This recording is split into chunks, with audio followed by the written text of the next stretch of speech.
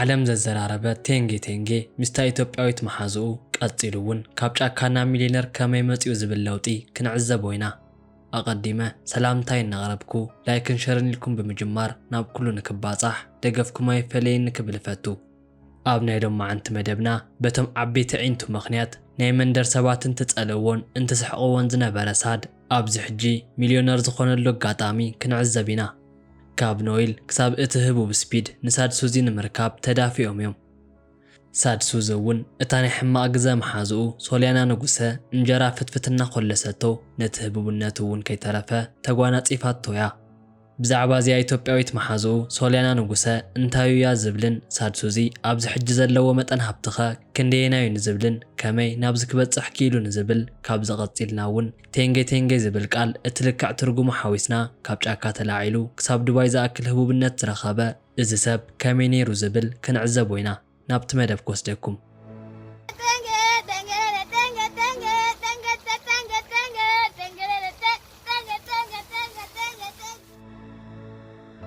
ኣብ ማሕበራዊ ሚድያ ኣዝዩ መዘራረቢ ዝኾነ ሳድ ሱዚ ወይ እውን ብናይ ቲክቶክ ስሙ ቴንጌ ህይወቱ ሃንደበት ተለዊጡ እዩ ሳድ ሱዚ ዝተወለደሉ ኣብ ዩጋንዳ ንእሽተይ መንደር ውሽጢ እዩ ነይሩ እቲ ተወለደሉ ቦታ እውን ጫካን ካብ ከተማ ውፅእ ዝበለን እዩ ነይሩ ዕድሚኡ ብዚ ሕጂ ወዲ 12 ዓመት እዩ ኣብ መንደሩ ድማ በቲ ዓበይቲ ዒንቱ ምኽንያት ዝፅረፍን ካብ ሰብ ዝርሕቕን ቆልዓ እዩ ነይሩ ኮይኑ ግና ኣምላኽ ናይ ባዕሉ መዋፅኦ ስለ ዘለዎ ነዚ ህፃን ቆልዓ እውን ፈጢሩሉ እዩ ብዙሕ ሰብ ንተዋህቦ ጸጋ ከም ርግማን እዩ ዝሓስቦ እቲ ተዋህበና ነገር ኣሚንና ተቐቢልና ግና ናብ ዓብ ነገር ምልዋጥ ናሃትና ስራሕ እዩ ሳድ ሱዚ ነዚኣ ጥራይ ፈጺሙ ተፈጥሮኡ ተቐቢሉ ናብ ቢዝነስ ለዊጥዎ እዩ ሳድ ሱዚ ኣብ እተወለደሉ ኡጋንዳ በቶም ዓበይቲ ዒንቱ ምኽንያት ናተፀረፈ ዝውዕል ህፃን እኳ እንተነበረ ነቲ ፀርፊ ግና ኢዱ ኣይሃብን ቤተሰቡ እውን ኣብ ጫካ ይነብሩ ስለ ዝነበሩ ምንም ክገብሩ ይከኣሉን ሳድ ሱዚ ኣብ ቤት ትምህርቲ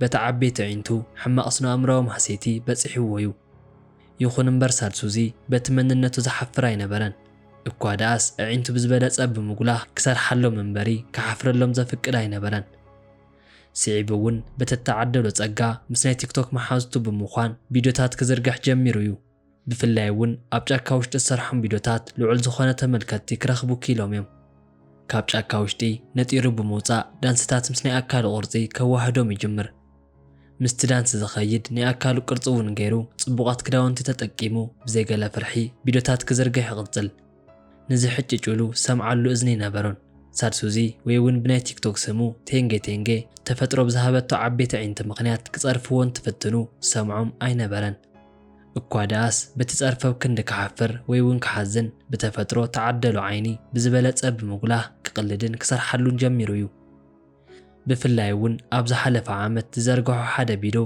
ናይ ህይወቱ መገዲ ለዊጣቶ እያ እዚ እውን ኣብ ዩጋንዳ ተዘርጊሑ እዩ ቴንጌሌሌ ዝብል ደርፊ ቴንጌሌሌ እናበለ ቪድዮ ብምስራሕ ኣብ ቲክቶክ ይዝርግሖ እዚ ቪድዮ እውን ልዑል ዝኾነ ተመልካቲ ስለ ዝረኸበ ብቕፅበት ኣብ ዓለም ተፈላጢ ክኸውን ገይርዎ እዩ ኣብ 3 ወርሓት ውሽጢ እውን ካብ 111 ሚልዮን ንላዕሊ ቪው ብምርካብ እዚ ቪድዮ ብናይ ቲክቶክ ቋንቋ ቫይራል ብምዃን ብዙሓት ሰባት በቲ ደርፊ ቪድዮታት ሰሪሖም እዮም ካብ ቻይና ክሳብ ኣሜሪካ ካብ ጻዕዳ ክሳብ ጸሊም ንቴንጌ ሼር እናገበሩ ኣብፂሖም እዮም ኣብ መላእ ዓለም ኣዝዮም ፍሉጣት ዝኾኑ ቲክቶከራት ከይተረፈ ኣብቲ ቪድዮ ብናይ ቲክቶክ ቋንቋ ሪያክት ብምግባር እውን ሰሪሖም እዮም ንኣብነት ኣብ 2020 በዚ ቪድዮ እቲ ህቡብ ናይ ክርስቲያኖ ሮናልዶ ደጋፊ ዩቱበር ስፒድ ነቲ ቪድዮ ሸር ገይርዎ እዩ ኣብ ቀጥታ ላይቭ ሒዝዎ ብምእታው እውን ንሳድ ሱዚ ተፈላጥነቱ ከዓቢ ሓጊዝዎ እዩ ስፒድ ንሳድ ሱዚ ሓው ከም ዝኾነን ብኣካል እውን ክረኽቦ ከም ዝደሊ ብቐልዲ መልክዕ ገሊጹ እዩ እዚ እውን ብዝበለፀ ንሳድ ሱዚ ብዙሓት ሰባት ንክስዕብዎ ምኽንያት ኮይኑ እዩ Yo bro, you know you my brother, right? Yes, I love you so much, bro. Bro, I love you too, bro. I see your videos all the time.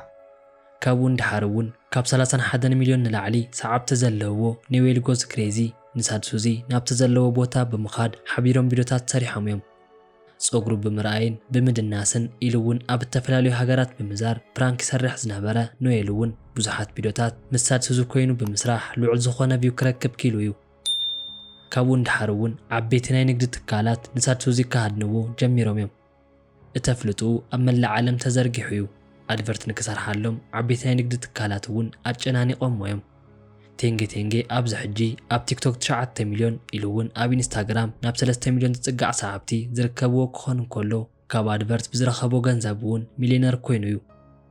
ካብ ኡጋንዳ ጭቃን ጫካን ወፂኡ ኣብ ዱባይ ክባራት ሆቴላት እናተዘናግዐ እዩ ዝርከብ። ኣብ ቀረባ ግዜ እውን ዛምሌት ፕሮፐርቲስ ዝበሃል ሪል ስቴት ዓዲምዎ ከይዱ ዝነበረ ክኾን እንከሎ ካብ ኤርፖርት ክኣቱ እንከሎ ብሮልስ ሮይስ ፋንተም ብቐዳማይ ደረጃ ናይ ክብሪ ዕዱም ተቐቢሎም ልዑል ዝኾነ ገንዘብ ብምኽፋል ኣምባሳደር ገይሮም እዮም። ቅድሚኡ ኣብ ዱባይ ፍሉጥ ዝነበረ ዘምዘም ኤሌክትሮኒክስ ኣድቨርት ስለዝሰርሓሎም በዚ ምኽንያት እውን ልዑል ዝኾነ ኣታዊ ክረክብ ገይርዎ እዩ።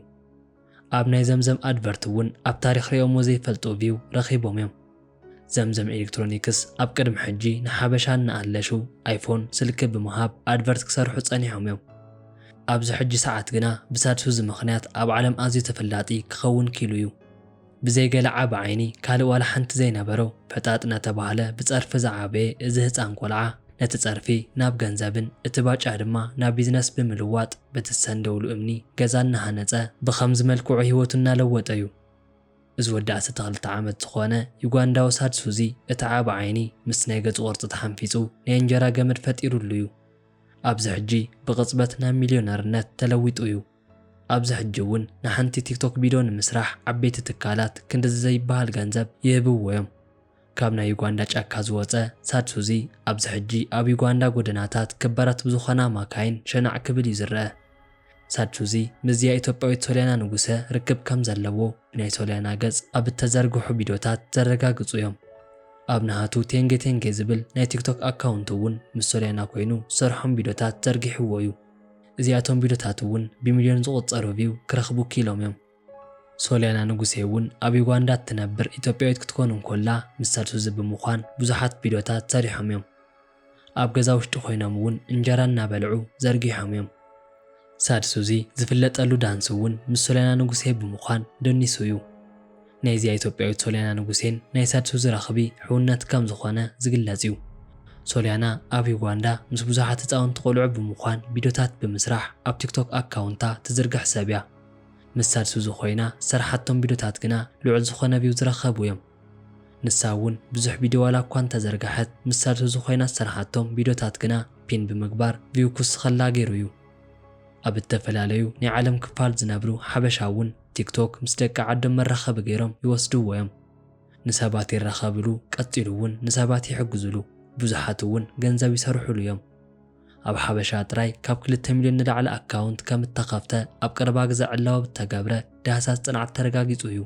ቲክቶክ ኣብዚ ሕጂ ጽቡቕ ዕዳጋ ኮይኑ እዩ። ኣብ በብቦትኡ ካብ ሰብ ርሒቖም ተሓቢኦም ዝነብሩ ሰባት ተፈጥሮም ናብ ስራሕ ለዊጦም እዮም። ቴንጌ ንብዙሓት ሰባት ኣብነታዊ ክኸውን ኪሉ እዩ። ተፈጥሮ ብዝሃበቶ መልክዕ ክሓፍርን ክሕባን ከም ዘይድሊ እኳ ደኣስ ዝኾነ ነገር ሒዙ ብዘይገለ ፍርሒ ናብ ማሕበራዊ ሚድያ ብምውፃእን ርእሰ እምነትካ ኣውፂኻ ብምስራሕን ዕውት ከም ዝገብረካ ኣርዩ እዩ። ተፈለየ ተፈጥሮ ኣብዚ ሕጂ ሰዓት ዘሕፍር ዘይኮነስ እኳ ደኣስ ትዕድልቲ ዝሓትት ኮይኑ እዩ። ኣብ ቅድሚ ሕጂ እውን ብተፈጥሮም ፍሉያት ዝኾኑ ሰባት ብቕጽበት ሚልዮነር ኮይኖም እዮም። ብተፈጥሮም ምኽንያት ካብ ማሕበረሰብ ርሒቖምን ንርእሶም ተሓቢኦምን ዝነበሩ ብዙሓት ሰባት እውን ኣለዉ እዮም። ዝኾነ ይኹን ሰብ ብዘይገለ ተውህቦ ዝፍጠር ኣይኮነን። ርእስኻ ኮይንካ ናብ ዕዳጋ ምውፃእ ግና ከም ሳድሱዚ ናይ ህይወት መገዲ ዘዕሪ እዩ ዝኸውን። ንርእስና ኮይንና ብዘይ ፍርሒ ነቲ ጸጋ ሒዝና ክንወፅእ ከም ዝግባእ ሳድሱዚ ምሂሩና እዩ።